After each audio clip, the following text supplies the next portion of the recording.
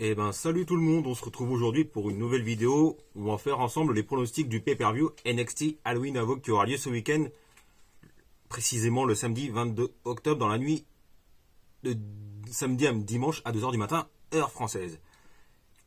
Et pour vous dire la vérité, j'ai complètement oublié qu'il y avait ce pay-per-view Halloween Havoc, NXT Halloween Havoc qui aura lieu ce week-end. Pour être honnête, j'avais totalement oublié. Et à l'heure où je tourne cette vidéo, il y a, voyons voir ensemble, 1, 2, 3, 4, 5 matchs sur la carte. Et pour être honnête avec vous, je regarde un petit peu moins NXT ces derniers temps, même si depuis que Triple H est aux commandes des shows Raw, SmackDown, NXT, NXT redevient beaucoup mieux. D'après ce que j'ai vu. Et mais sans plus attendre, faisons les pronostics pour le NXT Halloween Havoc. Qui est bien évidemment le thème qui est Halloween. Et dans un premier temps, il va y avoir il y a des animateurs de la soirée. Et les animateurs de la soirée sont Shotzi Blackheart, qui est actuelle superstar féminine de SmackDown. Car en ce moment, ça se balade un peu partout, à Raw, SmackDown, NXT, etc., etc. Et là, on l'a vu lors de l'épisode de NXT de cette nuit. Enfin, moi, j'ai pas regardé NXT, mais j'ai vu que ça se baladait. Il y avait des superstars du roster principal qui se sont invités à NXT. Là, j'ai juste vu les résultats, juste comme ça, sur Catch News. Il n'y a pas que Shotzi qui sera animatrice. Il y a aussi Quincy Elliott qui sera animateur du pay-per-view de la soirée. Ouais, pour ce qui est des matchs, il y a un match qui m'intéresse. Déjà, c'est Apollo Crews face à Grayson Waller. Et pour être honnête avec vous, j'étais pas vraiment convaincu de Grayson Waller depuis ses débuts à NXT. Il manque ce petit quelque chose en plus qui lui permet de grimper un petit peu plus haut. Tandis que Apollo Crews, même si il est revenu à NXT, lui, on l'a un petit peu moins vu. Et donc ce match m'intrigue un peu. Et ce match a une stipulation particulière parce que la stipulation c'est un spin the well, make the deal. En fait, pour vous expliquer tout ça, il y a une roue qui va décider de la stipulation. En fait, on tourne une roue où il y a plusieurs stipulations. Par exemple, ça peut être je sais pas moi, sans disqualification, last man standing, j'en sais rien. Et pour ce qui est du vainqueur, je sais pas. Mais j'ai envie de dire Apollo Crews pour qu'il se relance qu'il se relance à NXT. Donc victoire d'Apollo Crews. Ensuite, on a un match féminin entre Roxanne Perez et Cora Jade. Et le match, il y a une stipulation aussi, et pour être honnête avec vous, je ne connais pas cette stipulation, c'est le Weapons Wild Match. Alors là, ça m'intrigue, je suis curieux de voir ce que c'est comme stipulation, dès ce week-end qui vient. En fait, Roxanne Perez fait parler d'elle en ce moment, et qui fait bien le taf, à NXT de ce que j'ai vu d'elle, d'après ce que j'ai vu, Et Roxanne Perez, a même fait un tour à SmackDown, Même bien qu'elle soit superstar féminine de NXT. En fait, t'as Roxanne Perez qui est toute jeune, qui a une vingtaine d'années, si je ne dis pas de bêtises, et Cora Jade qui monte de plus en plus en puissance ces derniers temps. Et pour ce qui est du vainqueur, pour être honnête avec vous, c'est difficile à pronostiquer, Mais j'ai envie de dire Roxanne Perez afin de marquer le coup, afin qu'elle puisse monter tout doucement en puissance à NXT.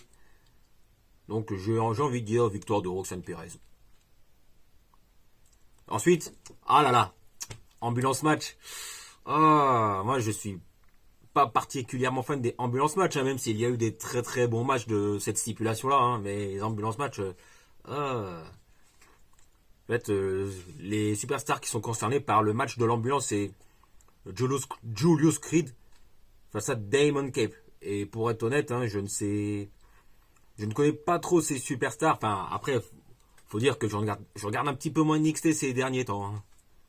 Donc forcément, hein.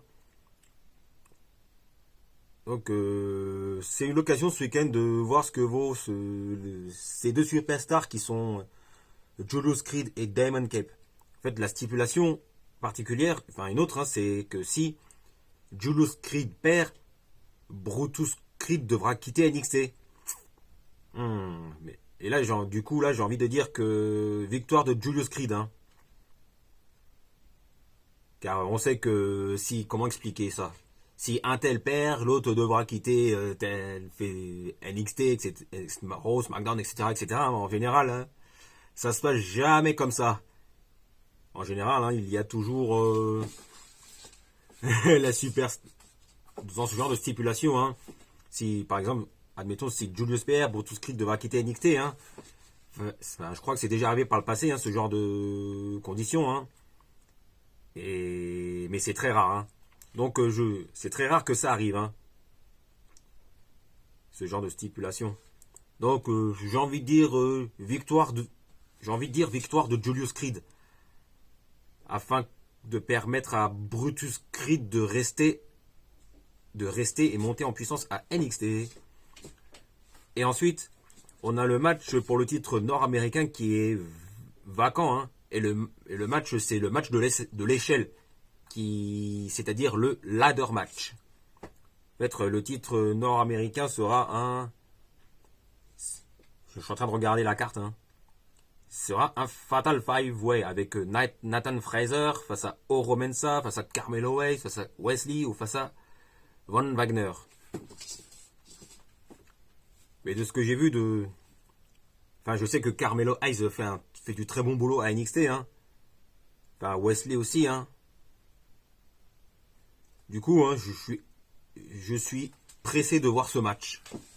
Ce qui permettra de découvrir d'autres superstars comme du coup Nathan Fraser, Oro Mensah, enfin Von Wagner.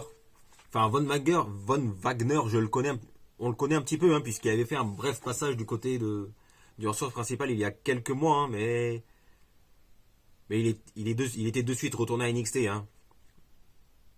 Mais de ce que j'ai vu de Von Wagner, hein, même s'il a un potentiel, hein, pour l'instant. C'est pas ouf. Hein. Et là, pour le vainqueur, je vais dire Carmelo Hayes qui gagne ce Fatal 5-Way et qui redevient champion nord-américain de NXT. Ensuite, on a ce qui sera probablement le main event, le match triple threat match, c'est-à-dire le match triple menace entre Bron Breakker, le champion NXT en titre, qui remet son titre NXT en jeu face à Ilja Dragunov et JD McDonagh.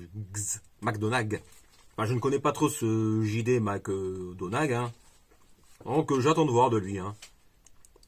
Mais en parlant de ce Dragunov en parlant de Bron Breakker et Dragunov, ben il y a eu un segment intéressant à la fin du show NXT qui a eu lieu cette nuit. Hein. Enfin, je reprécise que je n'ai pas vu NXT. Hein. J'ai juste vu les résultats. Hein. Et ben il y a eu un moment très intéressant puisque Dragunov a célébré avec le public, avec le titre NXT, puisqu'il y a eu un brawl ou je ne sais quoi.